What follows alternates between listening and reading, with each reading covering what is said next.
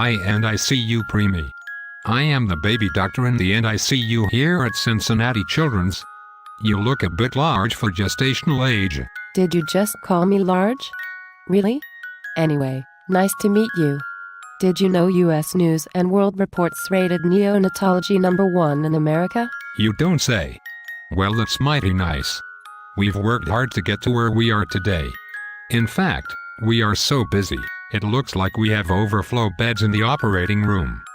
Dr. Daniel von Allman will want his operating room back to do those crazy esophagus surgeries with his team. Yes. I think Dr. Wilching probably needs the operating room too. Besides, I prefer my own private room. The lighting is better for my premature eyes. I read signs saying that children's is number 3. I left the floor with my sweet nurse to get my pick. I am gifted, you know. I am an early reader. Some babies are hooked on methadone, but not me. I'm hooked on phonics. It works for me. I talk too. Gaga. Goo goo? Well. And I see you, baby. What is your chief complaint, smarty pants? The transport team brought me because I am a 34-week female born to a 22-year-old G1P0 now 1 mother, and I was grunting and retracting at the outside hospital. I had trouble breathing. Those sirens are loud. I was hoping we would stop at Grater's on our way up Reading Road so I could get some yummy ice cream. They said I needed traffic feeds first. Boo. I do not think I have any squiggly lines in my esophagus, Dr. Garza. Little surfactant can help your breathing. See? Voila. You're going to get some TPN in your pick until we can progress your feeds. At least we're not feeding you through your belly button. You're one lucky baby. Thanks. Now I can breathe better, but I'm still an oxygen blowing in my nose. And my breathing is noisy. I guess I'll need this tube feeding and fortified breast milk a little longer. I want to grow 30 grams a day because my developmental outcome will be improved if I have good brain growth. My dietitian and the evidence said so. Well, I'm going to order an ML&B from Dr. Laru. He is an ENT doctor here at Children's. We need to see why you sound noisy. Gazelle Peeps.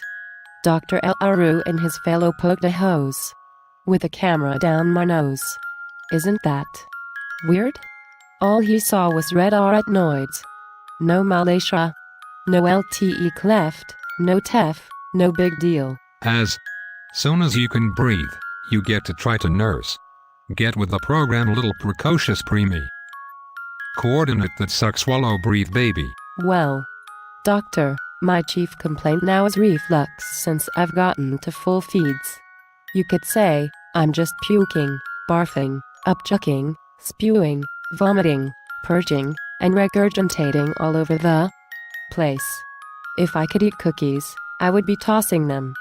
Can you help me, please? I'm a miserable mess. My mom is worried sick. My grandma thinks she's funny and even bought me a bib that says, "Spit happens." It's so embarrassing. Honestly. It sounds like it's a laundry problem, and that's not my problem. I heard that once from Dr. Crossman. Tell grandma to wash that bib for you. You'll grow out of your reflux by the time you are about 1. That's what the evidence says. Go ahead and nurse. And take your bottles now. Reflux is normal.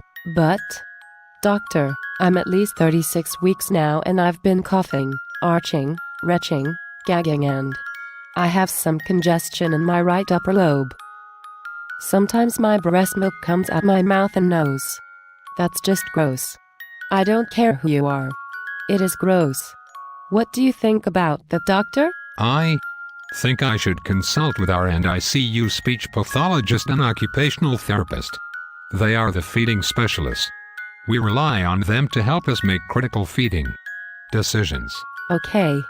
They'll want me to have a video swallow study with the king, our expert radiologist Dr. Kraus, to make sure I am safe to feed. He's speaking next, you know. Did they recommend thickening your feedings? Rice cereal, gel mix, thicket, simply thick, thick and clear? Nectar? Honey? Pudding? Mountain Dew? Cut a great big hole in the nipple? Put a bib on? All of the above. No, thickening is not good for me at my gestational age. Instead, they tried different feeding strategies to keep me from aspirating. I have a special baby bottle and nipple, and it's more developmentally appropriate for me. Someday I'll get to breastfeed ad-lib on demand.